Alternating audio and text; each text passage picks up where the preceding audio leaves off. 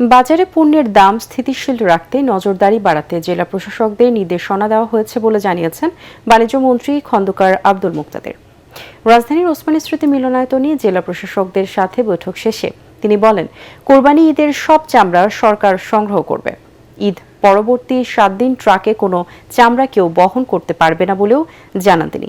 এদিকে বন্ধ হয়ে যাওয়া বিমানবন্দরগুলো আবারও চালুর উদ্যোগ নেওয়া হয়েছে বলে জানিয়েছেন বেসামরিক বিমান চলাচল ও পর্যটন মন্ত্রী আফরোজা খানম রিতা। হুমান চিস্তির রিপোর্ট। রাজধানীর ওসমানী স্মৃতি মিলনায়তনে ডিসি সম্মেলনের দ্বিতীয় দিনে জেলা প্রশাসকদের সাথে বৈঠক করেন বিভিন্ন মন্ত্রণালয়ের মন্ত্রী প্রতিমন্ত্রী সহ উচ্চ পর্যায়ের কর্মকর্তারা। বৈঠক শেষে বাণিজ্য মন্ত্রী বলেন, দ্রব্যমূল্য স্থিতিশীল রাখতে নজরদারি বাড়াতে বলা হয়েছে ডিসিদের। কথা বলেন কুরবানির চামড়া ব্যবস্থাপনা নিয়েও।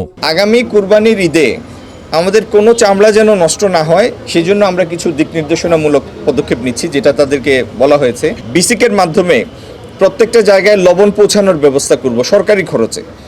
চামড়ার মধ্যে লবণ মাখানো হবে এবং কুরবানির ঈদের পরবর্তী 7 দিন কোনো ট্রাকে চামড়া উঠবে না। আগামী দিনে দ্রব্যমূল্য স্থিতিশীল রাখার জন্য বেশি বেশি নজরদারি ইত্যাদির বিষয়ে তাদের কাঙ্ক্ষিত ভূমিকা। বন্ধ হয়ে যাওয়া বিমানবন্দরগুলো চালু করার পাশাপাশি নতুন আন্তর্জাতিক বিমানবন্দর এবং শাহজালাল আন্তর্জাতিক বিমানবন্দরের 3rd টার্মিনাল চালুর কথা জানানো হয় বেসামরিক বিমান চলাচল ও পর্যটন মন্ত্রণালয়ের পক্ষ থেকে। এছাড়া জেলার দর্শনীয় স্থানগুলো প্রয়োজনীয় সংস্কার করে পর্যটন কেন্দ্র গড়ে তোলার পরামর্শ দেওয়া হয়েছে ডিসিদের। ব্যবহৃত হচ্ছে না প্রায় 8টি-9টি বিমানবন্দর, সেগুলিকে আমরা নতুন করে রিপেয়ার করে এটাকে চালু করব আভ্যন্তরীণ রুট হিসেবে। আবার 3rd টার্মিনাল শুরু করব ডিসেম্বরের 16 ডিসেম্বর আমরা আশা করছি করতে পারবো।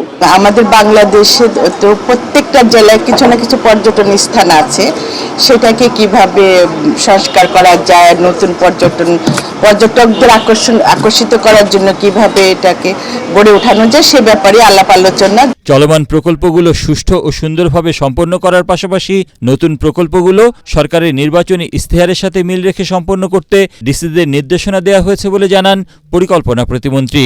সরকারের পরিষ্কার লক্ষ্য আছে, পরিকল্পনা আছে এবং সেটা বাস্তবায়ন করার জন্য তো সমগ্র প্রশাসন এবং বিশেষভাবে জেলা প্রশাসন মাঠ পর্যায়ে অত্যন্ত গুরুত্বপূর্ণ।